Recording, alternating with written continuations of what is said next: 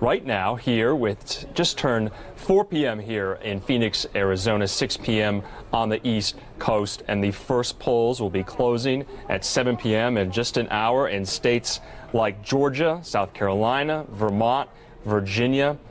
So we'll be watching out for all those results as they come in, and we'll be watching to see on this path to 270 electoral votes. Remember, Joe Biden and or Donald Trump need to hit that benchmark.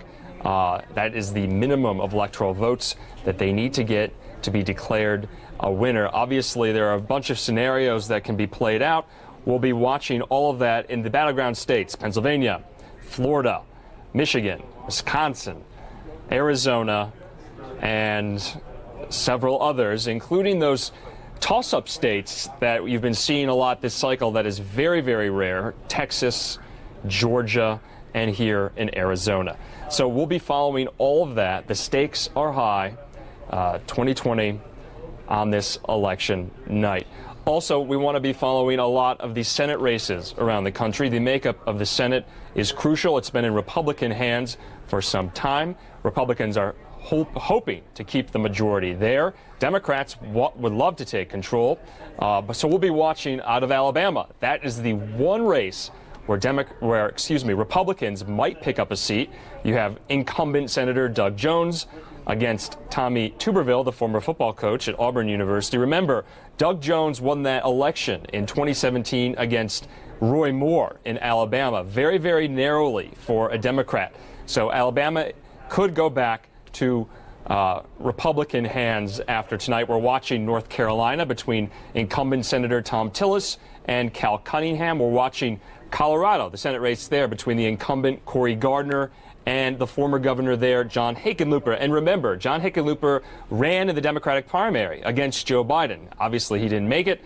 Cory Gardner, one of those vulnerable Republicans in play now for the Senate. We'll also be watching out of Maine with Susan Collins, the incumbent there, against the state legislator, Sarah Gideon. Susan Collins is in a very tight race there in Maine. And you'll remember that showed during her vote for the Judge Amy Coney Barrett nomination. She voted no against the confirmation for Judge Barrett, possibly weighing and determining how this electoral process will play out in Maine. Here in Arizona, we're watching Martha McSally, the incumbent, against Mark Kelly. Mark Kelly has been up in the polls for quite some time. Martha McSally ran against Kristen Sinema just 2 years ago in 2018 and lost. So we'll be watching that out here in Arizona. In Georgia, David Perdue, the incumbent there, against John Ossoff. We'll also be watching Iowa with Joni Ernst. We'll be watching South Carolina. Lindsey Graham is in a tough re-elect against Jamie Harrison. We'll be watching Michigan. Michigan is interesting in the Senate. The incumbent there, Gary Peters, is up against John James. John James ran in 2018 against the other incumbent, Debbie Stabenow. So we'll be watching that to see if Republicans can pick up another Senate seat in Michigan. We'll also be watching a lot of these House races as well. You remember in the 2018 midterms, 40 Democrats won seats, turning the balance of power over to Speaker Pelosi out of Speaker Paul Ryan's hands. So we'll be seeing if any more Democrats can pick up House seats in the House. We are seeing some projections that they could pick up from either 5 to 10 to 15 seats. So we'll be looking. Obviously, Republicans are saying that they're confident that they can swing back power in the House, but that remains to be seen. We are also watching a lot of governor's races. We're watching some of these state legislatures to see if any can flip or if they'll maintain control. But as you know, more than 100 million people have already voted. That's due to early voting in many states, and the coronavirus pandemic was the main factor in why many people chose to vote by mail this cycle. Some important things to remember as we wait for these results to come in. These states, Iowa, Nevada, North Carolina, Ohio, Pennsylvania, and Texas, they all accept postmarked ballots after Election Day. So what that means for those viewers on News Now from Fox, if your ballot is sent in and it's postmarked on Election Day or before, some states will count it afterward. And as you know, 4 states, like I said earlier, Arizona, Hawaii, Nevada, and Texas, have already surpassed their 2016 vote totals before Election Day. That is unprecedented. I've been seeing some estimates that we could be seeing upwards of 155, 160 million voters nationwide in turnout. As you remember, in 2016, it was about 137 million. In 2008, when Barack Obama was elected, it was about 144, 45 million. So turnout is going to be insane. And so we'll be monitoring all of those statistics as polls close throughout the night. And we'll bringing you live coverage here on News Now from Fox well into the night. Like I said, polls will be closing at 7 p.m. Eastern in a number of states in about an hour's time. It's 4 p.m. here in Phoenix, Arizona. Also to watch today as well, some of these ballot initiatives in some of the states where a lot of issues, voters will be voting on a lot of issues, including marijuana legalization, Uber and Lyft restrictions in the state of California, a lot of tax hikes, things like that. So we will be following all of that as well here on News Now from Fox, and we'll be bringing you lots of live reports from these battleground states and these states that matter from our Fox affiliate reporters around the country. And we want to take now just a live look that we have for you outside Washington, D.C., outside the Trump Hotel there. And as you can remember, a lot of these times we've been seeing messages splayed out in lights from across the street. That's Constitution Avenue, I believe, right there in Washington. The Trump Hotel that used to be the former post office in the nation's capital. So we'll be monitoring any unrest as well. Now remember, we won't be probably having results about a declared winner tonight. In 2016, you'll remember the next morning the winner was declared. So some people think there will be a declared winner, some people will not. But cities and municipalities are preparing for any violence, any unrest. They're boarding up shops, boarding up stores, storefronts in New York, Chicago, Philadelphia, Washington, D.C., just on the off chance some people take to the streets because they're not happy with the outcome. And in the meantime, we have a live report from the streets of Manhattan in the West Village from Fox 5 WNYW's Stacey Delicat. Stacey, what can you tell us?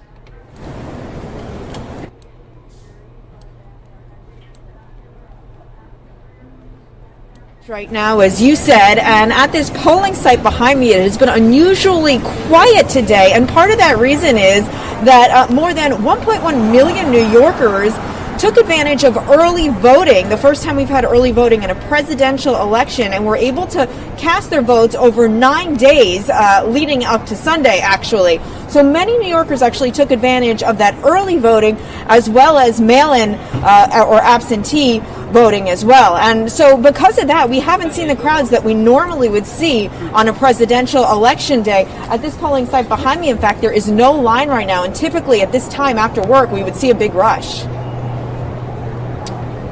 Yeah, that's right, Stacey. We've been hearing from a lot of reporters around the country.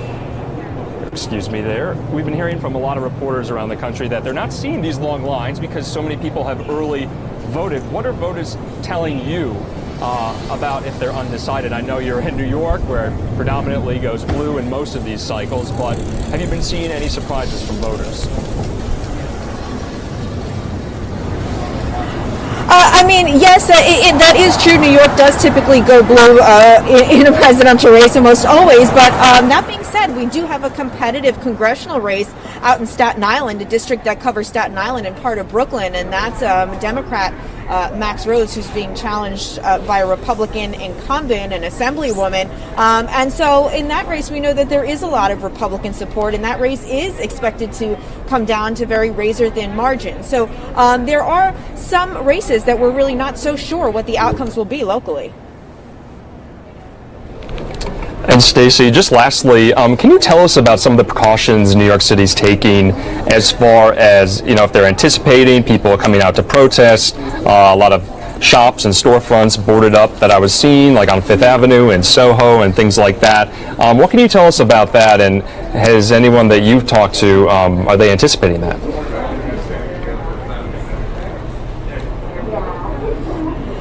Well, Chris, I can tell you it's a really unprecedented scene. New Yorkers say they never thought they would experience an election in which businesses all throughout the city have decided to board up. Now, no, it's not the majority of businesses, but it is a lot of businesses in all different parts of the city, retailers as well as restaurants. A lot of them are worried after the demonstrations we saw over the summer related to the Black Lives Matter movement, when looters basically took advantage of the crowd, broke store windows, stole goods from various places, and a lot of businesses simply don't want to take any chances this time around. Mayor de Blasio here in New York City says there are no specific threats of violence.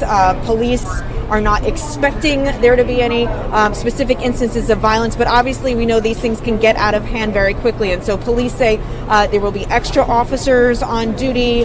There will be lots of agencies lending hands, and Mayor de Blasio here in New York says police will be ready whatever happens. But I think really a lot of businesses just did not want to take any chances after what happened over the summer, and as a result, the sight of these businesses boarded up is really a little scary and upsetting to a lot of people we talked about, who say that they can't believe an election, a democratic process, would cause this kind of fear.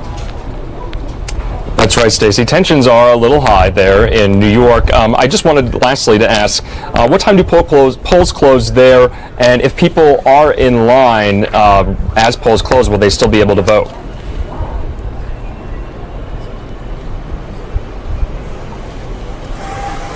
You know, Chris, our connection is a little bit fuzzy, so I couldn't hear exactly what you said, but I did want to just let you know that we got an update just a little while ago from the New York City Board of Elections, who say that there have now been about 2.16 million New Yorkers who have voted between in-person early voting and today. And again, polls are open here for another 3 hours, just shy of another 3 hours, so we'll see how those numbers change as the night goes on here. All right, Fox 5's Stacey Delicat out there in the West Village of Manhattan. Thank you so much, Stacey. All right, and we will be following all of this for you here on News Now from Fox. That was a live report there in New York, and as you know, like I was saying, a lot of these